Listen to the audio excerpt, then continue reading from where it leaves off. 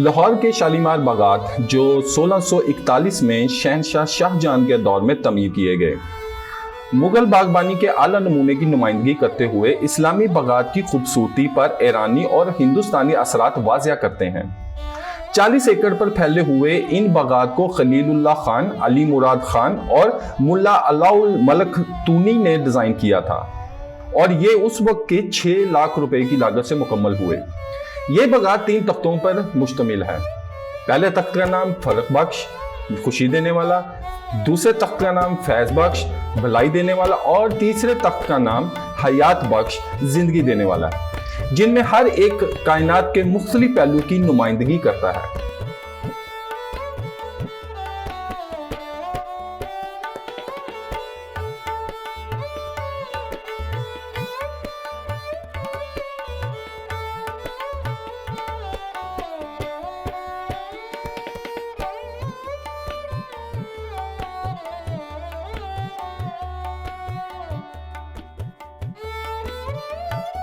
نکار خانہ وہ جگہ ہوا کرتی تھی جہاں موسیقار بادشاہ یا کسی کے لیے نکارے ڈھول بجاتے تھے۔ یہ روایت مغلیہ دور میں انتہائی عام تھی۔ معزز مہمان کی آمد پر ڈھول بجائے جاتے تھے، اور تقریباً ہر قلعے اور عالی شان عمارت کے ساتھ ایک نکار خانہ ضرور ہوتا تھا۔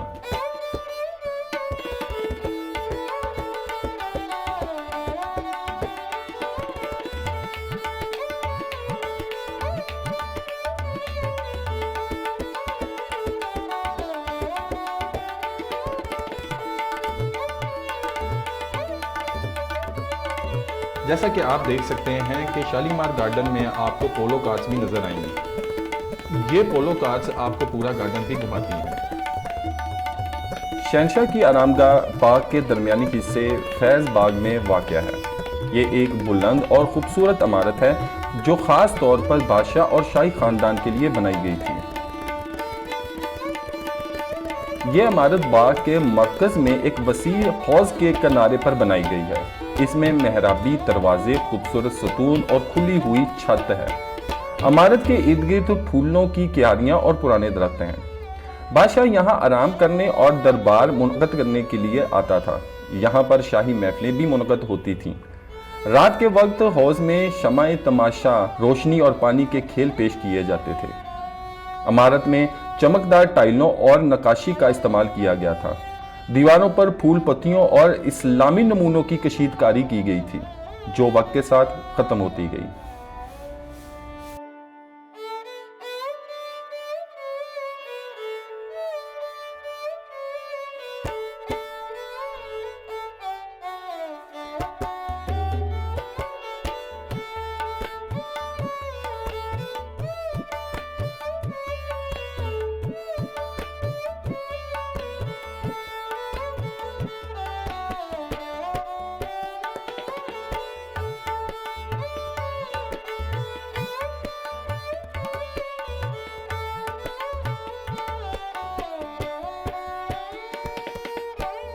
شالیمار باغ میں ملکہ کی آرامگاہ ایک نایاب تاریخی ورثہ ہے جو مغل شہنشاہ شاہجہاں کے دور 1641 سے 42 میں تعمیر کی گئی۔ یہ آرامگاہ باغ کے درمیانی حصہ فیض باغ میں واقع ہے۔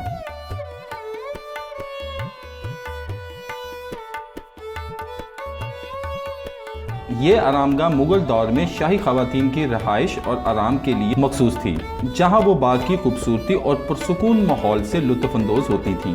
اس کی تعمیر میں مغلیہ فن تعمیر کا بہترین نمونے پیش کیے گئے ہیں۔ ہر ملکہ کے لیے الگ کمرے، ذاتی باغیچے، خادماؤں کے لیے کمروں کا انتظام، زیر زمین رستے موجود تھے۔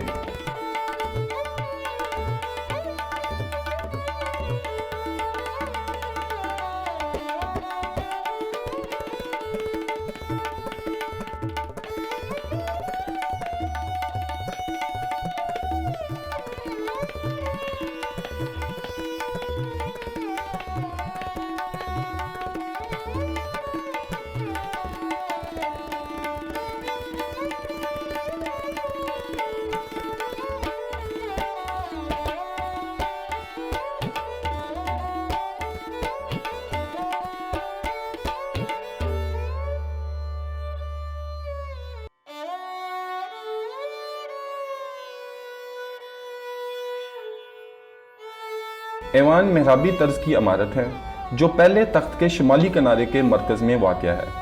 یہاں سے سنگ مرمر کے جھرنے اور 2 زیریں تخت خوبصورت منظر پیش کرتے ہیں۔ اس ہال کے طرف میں 5 محراب دار راستے ہیں۔ اس کے نچلے حصے سنگ مرمر سے مزین ہیں، جبکہ اصل دیواروں کو پینلنگ اور فریسکو سے مزین کیا گیا ہے۔ کنہیا لال اپنی کتاب میں لکھتے ہیں کہ رنجیت سنگھ نے یہاں موجود سنگ مرمر کے تخت اور سنگ مرمر کی جالیاں اتروا کر امرتسر کے گولڈن ٹیمپل میں استعمال کے لیے بھجوائی تھیں۔ یہ عمارت شالیمار باغ کے شمال مغربی کونے میں واقع ہے اور اسے ولیم مور کرافٹ کے نام سے منسوب کیا گیا۔ یہ بلڈنگ ایک انگریز سیاح تاجر اور ماہر حیوانات ولیم مور کرافٹ جو 1820 کی دہائی میں پنجاب آیا تھا۔ ولیم مور کرافٹ کا تعلق ایسٹ انڈیا کمپنی سے تھا اور وہ گھوڑوں کی تجارت اور تحقیقات کے لیے پنجاب آیا تھا۔ اس وقت شالیمار باغ مغل حکمرانوں کے بعد سکھ دور میں استعمال ہو رہا تھا، مگر انگریز دور میں اسے فوجی اور انتظامی مقاصد کے لیے تبدیل کیا گیا۔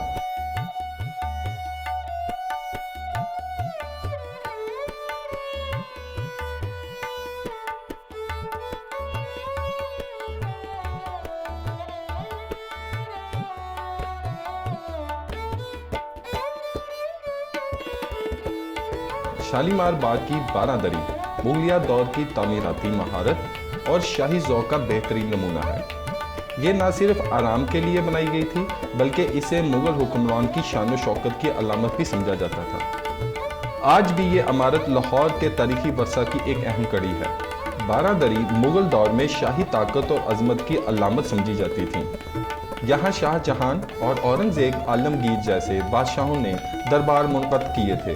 بعد میں سکھ دور میں مہاراجہ رنجیت سنگھ بھی یہاں آیا اور اس نے 12 دری کی خوبصورتی کو برقرار رکھا، لیکن انگریز دور میں اس عمارت کو کافی نقصان پہنچایا گیا۔ 12 دری کو شاہی خاندان کی آرامگاہ کے طور پر استعمال کیا جاتا تھا، جہاں بادشاہ اور شہزادے گرمیوں میں ٹھنڈے ماحول میں ریلیکس کرتے تھے۔ یہاں شاہی محفلیں بھی منعقد ہوتی تھیں، جہاں شعر و ادب اور موسیقی کے پروگرام بھی ہوتے تھے۔ ساون بھادوں 12 دری فیض بخش تخت کا ایک مشہور حصہ ہے، جو کہ شالیمار باغ کا درمیانی تخت ہے، جسے شاہی آرامگاہ کے طور پر بنایا گیا۔ یہ باغ شہنشاہ کے دورہ لاہور کے دوران ان کی رہائش گاہ کے طور پر کام آتا تھا۔ یہاں تیل کے دیے جلانے کے لیے عمدہ طاقچے بنائے گئے تھے، جن کے سامنے سے پانی بہتا اور یہ دیے دلکش منظر پیش کرتے۔ شالیمار باغ کے سب سے نچلے حصے کو حیات بخش باغ کہا جاتا ہے۔ سب سے بڑے حوض جو 153 میٹر لمبا اور 51 میٹر چوڑا ہے، 105 فوارے اس حوض میں نصب ہیں۔ حوض کے وسط میں ایک خوبصورت سنگ مرمر کا پلیٹ فارم ہے۔ 12 ستونوں پر مشتمل محرابی ڈیزائن شاہی تقاریب کے لیے استعمال کیا جاتا تھا۔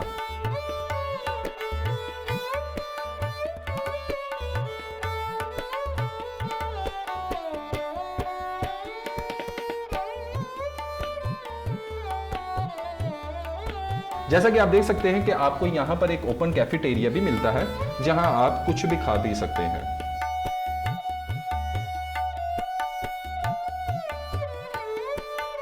اگر آپ شوق رکھتے ہیں گھوڑ سواری کا تو یہاں پر گھوڑے کی سواری بھی موجود ہے۔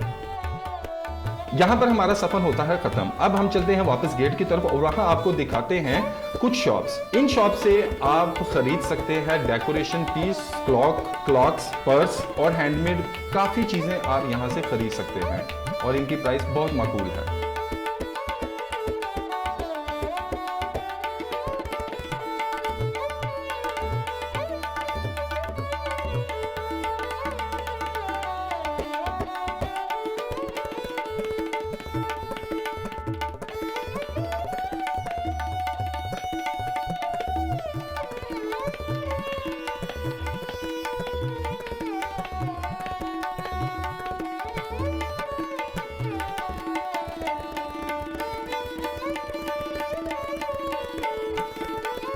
ہماری آج کی ڈیسٹینیشن ہوتی ہے یہاں ختم۔ اب ہم نیکسٹ حاضر ہوں گے نئی ڈیسٹینیشن کے ساتھ، تو آپ کمنٹ میں ضرور بتائیے گا کہ آپ کون سی ڈیسٹینیشن چاہتے ہیں کہ ہم آپ کے لیے وزٹ کریں۔ اور جنہوں نے ہمارے چینل کو ابھی تک سبسکرائب نہیں کیا ان سے ریکویسٹ ہے پلیز سبسکرائب کر دیں، اور جنہوں نے ابھی تک ہماری ویڈیو کو لائک بھی نہیں کیا ان سے بھی ریکویسٹ ہے کہ بھائی لائک کر دیں، ویڈیو لائک کر کے اپنا بہت سا خیال رکھیے گا۔ انشاءاللہ پھر ملاقات ہوگی، تب تک کے لیے اللہ حافظ۔